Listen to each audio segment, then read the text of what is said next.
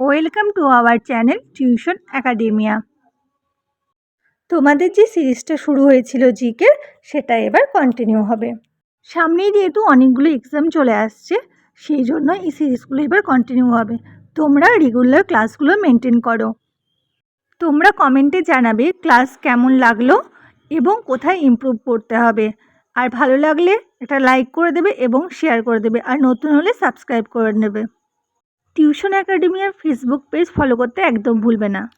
এই সিরিজে যেমন প্রত্যেকটা টপিক ডিটেলসে আলোচনা করা হবে, সঙ্গে সঙ্গে প্রত্যেকটা টপিকের সঙ্গে যে প্রিভিয়াস ইয়ারে কোশ্চেন এবং ইম্পর্টেন্ট যে কোশ্চেনগুলো রয়েছে সেগুলোও আলোচনা করা হবে।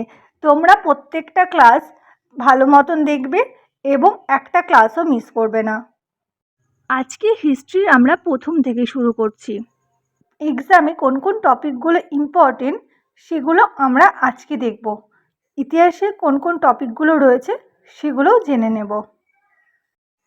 হিস্ট্রি আমরা এই সাবজেক্টটা পড়তে গেলে, এই বিষয়টা পড়তে গেলে প্রথমে আমাদেরকে জানতে হবে হিস্ট্রি জিনিসটা কী, হিস্ট্রি সাবজেক্টটা কী, হিস্ট্রি সাবজেক্টটা কী বোঝাচ্ছে, হিস্ট্রি সাবজেক্ট থেকে আমরা কী জানতে পারি, এটা আমাদের প্রথমে জানতে হবে। হিস্ট্রি এই শব্দটা এসছে গ্রিক শব্দ হিস্টোরিয়া থেকে, যার মানে হলো ইনকোয়ারি বা অনুসন্ধান করা। হিস্ট্রির সঙ্গে আমব্রেলা এই টার্মটা খুব ভালোভাবে রিলেট করে, কারণ পাস্টের কোনো ঘটনা, যেমন কোনো কিছু আবিষ্কার করলাম, কোনো কিছু কালেক্ট করলাম, সেগুলোকে একটা জায়গায় আমরা লিপিবদ্ধ করি। এটা হলো হিস্ট্রির কাজ। আমরা যে ইনকোয়ারি বা অনুসন্ধানটা করছি, তার ফলে যে আমরা জ্ঞান অর্জন করছি, সেই অনুসন্ধানটা কিন্তু অতীতের কোনো একটা ঘটনা বিশেষে হতে হবে। যেমন ধরো, তুমি মাটি খুঁড়তে খুঁড়তে একটা সিন্ধুকের মতন কোনো একটা জিনিস পেলে।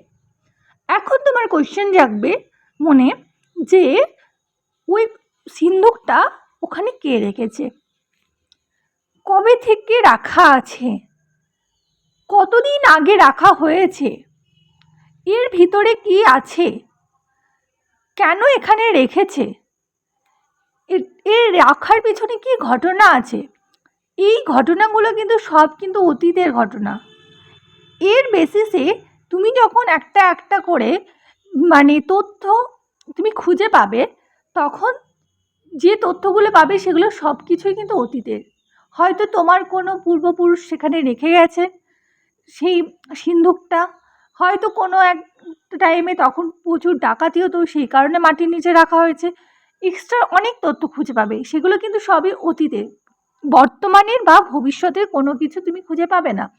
এই যে অতীতের আমি অনুসন্ধান করছি, এই অনুসন্ধান করাটাই হলো আমাদের হিস্ট্রির কাজ। অ্যাকচুয়ালি হিস্ট্রি হলো আমাদের অতীতের কোনো ঘটনা, কোনো কিছুকে আবিষ্কার করা, তার তথ্যকে কালেকশন করা, তার যে ইনফরমেশনকে আমার একসঙ্গে কালেকটিভলি একসঙ্গে সেটাকে সংগ্রহ করে সেটার অ্যানালিসিস করা, এটাই আমার হিস্ট্রির মূল কাজ। আমরা অতীতের যে ঘটনাগুলো বিবরণ পাই, সেটাই হিস্ট্রি থেকেই পাই।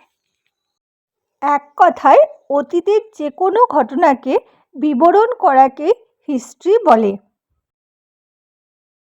আমরা হেরোডোটাসকে ফাদার অফ হিস্ট্রি বলে থাকি।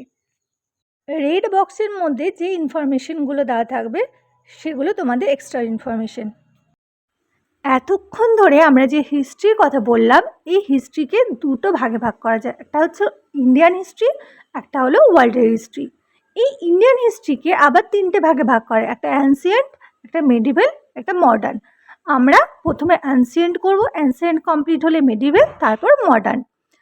পাশে দেখো রেড বক্সে কিছু নাম দেওয়া আছে, কিছু ইনফরমেশন দেওয়া আছে, সেগুলো হলো আমাদের ভারতবর্ষের কিছু নাম। এখন আমরা জেনে নেব অ্যানসিয়েন্ট হিস্ট্রির ইম্পর্টেন্ট টপিকগুলো। যেমন আছে pre historic period, Harappan civilization, বৈদিক পিরিয়ড, মহাজনপদ, বুদ্ধিজম, জৈনিজম, এই ধরনের আরও অনেক চ্যাপ্টার। এখানে যে টপিকগুলো দেওয়া আছে, সেটা অ্যানসিয়েন্ট হিস্ট্রি হোক, মেডিভেল হিস্ট্রি হোক বা মডার্ন হিস্ট্রি, এই চ্যাপ্টারগুলো পড়লে, এই টপিকগুলো পড়লেই তোমাদের পুরোপুরি কভার হয়ে যাবে। এখন দেখে নিই মেডিভেল হিস্ট্রির টপিকগুলো। মেডিভেল হিস্ট্রির ইম্পর্ট্যান্ট টপিকসগুলোর মধ্যে রয়েছে Arab invention of India, Mohammad Ghazni, Mohammad ঘড়ি, Delhi sultan, Vijayanagaram empire, Brahmani, Sufi movement, Bhakti movement, Mughal empire, Marathas, এই ধরনের চ্যাপ্টারগুলো। এখন আমরা দেখে নেব মডার্ন ইন্ডিয়ার টপিকগুলো। মডার্ন ইন্ডিয়ার সবথেকে বেশি ইম্পর্টেন্ট হলো ইন্ডিয়ার ন্যাশনাল মুভমেন্ট, সবথেকে ইম্পর্টেন্ট টপিক। এছাড়াও রয়েছে arrival of European, expansion of British, various policy, government of British এরা এবং মিসলেনিয়াস টপিক। আজকে ক্লাস এই অবধি রইল। তোমরা রেগুলার টাইম অনুযায়ী ক্লাসগুলো অ্যাটেন্ড করে নিও, আর তোমাদের ক্লাসের শিডিউল দেওয়াই আছে, সেই অনুযায়ী ক্লাসগুলো করো।